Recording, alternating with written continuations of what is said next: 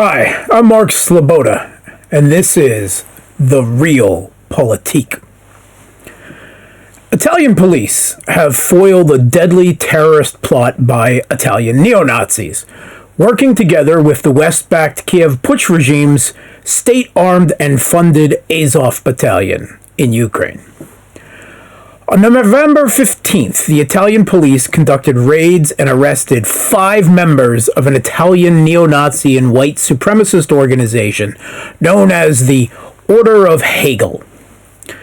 The police investigation was launched in 2019 and has included extensive computer searches and wiretapping. This neo-Nazi cell was stockpiling weapons and planning terror attacks on both civilian and military targets in Italy, including a shopping mall and police barracks, with the stated goal of imitating the far-right massacres in Christchurch, New Zealand in 2019. The group is also accused of holding paramilitary trainings as well as seminars promoting white supremacy and Holocaust denial.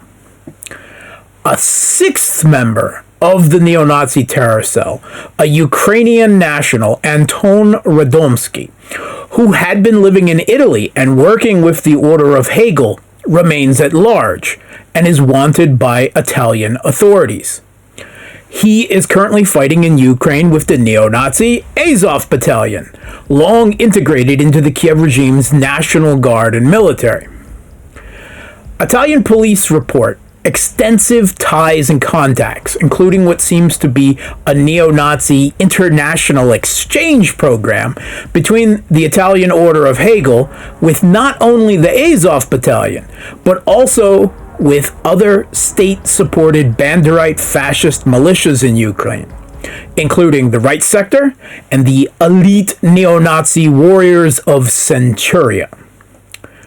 Footage of the arrests showed a slew of the usual paraphernalia commonly found hoarded in lairs by their neo-Nazi brothers fighting for the regime in Ukraine. Long knives, a Nordic-style axe, a bat emblazoned with the words Leader Mussolini, a swastika flag, a gas mask, an Azov Battalion t-shirt, and a dog-eared copy of Valhalla Express, a memoir by an Azov fighter. Now, this type of neo-fascist terror attack is completely in line with the open geopolitical goals of the neo-Nazi Azov movement in Ukraine, as clearly spelled out by Elena Semeniaka, the international secretary of Azov's political wing, the National Corps. She's known as the First Lady of Ukrainian nationalism. They call this plan the Reconquista. After solidifying their state-within-a-state hold on Ukraine and then conquering Russia, they plan to extend their fascist revolution to Europe and then the US to claim the territory back for the white race.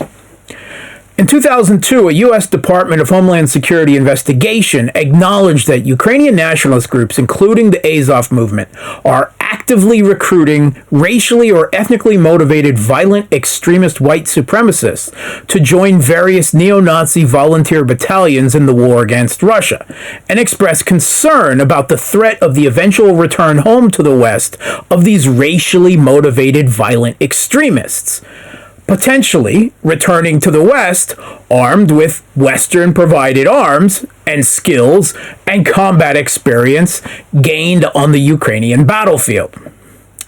An FBI report has already detailed how Azov has been radicalizing and training members of the violent white supremacist Rise Above movement in the U.S.